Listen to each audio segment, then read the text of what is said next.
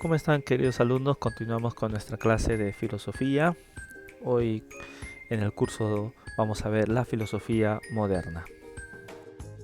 La filosofía moderna se define como la intención de llegar a los mismos términos de implicación intelectual para resolver problemas que surgen por la revolución científica y abarca a grandes pensadores desde la época del Renacimiento, desde el siglo XIV hasta alrededor del año 1800. La filosofía moderna nace como un quiebre del pensamiento establecido en la Edad Media con la aparición de los humanistas y de los movimientos renacentistas. Veamos los pensadores y filósofos de la filosofía moderna, que se dividen en 4 grupos. El primero, el racionalismo. Su apogeo abarca desde el año 1640 hasta el 1700. Su mayor exponente y también considerado padre de la filosofía moderna fue René Descartes, cuya frase más famosa es "pienso, luego existo". Otros exponentes del racionalismo son el alemán Gottfried Leibniz y el holandés Baruch Spinoza. El segundo grupo es el empirismo. El auge del empirismo se encuentra entre el año 1690 y 1780. La doctrina fue desarrollada teóricamente por Georg Luth, quien afirma que el conocimiento solo puede ser alcanzado empíricamente, o sea, a través de la experiencia. Otros autores de esta corriente son el inglés Francis Bacon, el irlandés George Berkeley, el inglés David Hume y el escocés Adam Smith. El tercer grupo, el idealismo trascendental, se desarrolla entre los años 1780 y 1800 y su mayor exponente es Immanuel Kant, quien combina el racionalismo y el empirismo. Y por último, el cuarto grupo está reunido en otros autores, es decir, pensadores libres de diversas corrientes, que no se identifican en las categorías anteriores. Son el francés Blaise Pascal, el italiano Giambattista Pico y el suizo Jean-Jacques Rousseau.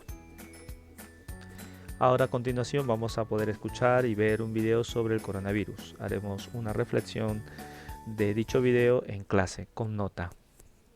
En Perú, el coronavirus se propaga a gran velocidad. Con más de 120.000 casos al final de mayo, Perú se ha convertido en el segundo país con más contagios detectados en América Latina, detrás de Brasil. Pero a diferencia de Brasil, donde el gobierno de Jair Bolsonaro ha minimizado la pandemia desde el inicio, Perú fue uno de los países de la región donde primero se tomaron medidas de confinamiento. Así todo, los casos se han disparado. ¿Qué pasó entonces? En este video te contamos 4 razones que explican por qué la cuarentena no impidió el aumento de casos en Perú.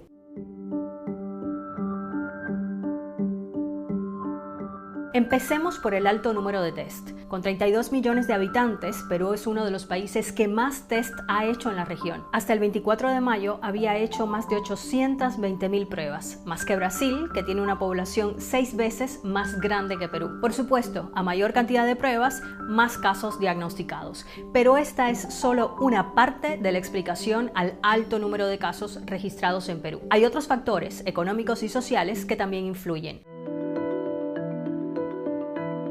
Por ejemplo, si bien la cuarentena se implementó pronto, ha sido irregular. Perú fue, junto a Ecuador, el primer país en imponer el confinamiento en América Latina el 16 de marzo. Y además impuso un confinamiento estricto. Se le pidió a la gente que saliera solo para comprar alimentos y medicamentos. Se cerraron fronteras y se decretaron toques de queda en varias ciudades. El mensaje de "quédate en casa" fue campaña de gobierno y se multiplicó, como en muchos países, en medios de comunicación y también en redes sociales. Y muchos peruanos cumplieron con las medidas, pero lo cierto es que no todos pueden quedarse en la casa. En Perú, el 71% de la población económicamente activa vive de la economía informal, es decir, sale a trabajar en la calle para ganar su sustento a diario. Además, por una cuestión logística, muchos peruanos deben salir frecuentemente a abastecerse de comida. En Perú, solo el 21,9% de hogares pobres tiene un refrigerador, es decir, deben salir a buscar sus alimentos a diario porque no tienen dónde conservarlos. Y este factor económico hizo que muchos quedaran expuestos al virus en lugares de grandes aglomeraciones. Así los mercados se convirtieron en un foco importante de contagio. Ningún mercado estaba preparado para respetar la distancia social, con vendedores de puesto de venta juntos uno al lado del otro y además miles de compradores buscando abastecerse de alimentos durante la cuarentena. Por ejemplo, en el mercado de frutas de La Victoria en Lima, el 86% de sus vendedores resultó infectado de COVID-19. De hecho, el gobierno tuvo que intervenir para organizarlos y para frenar el contagio.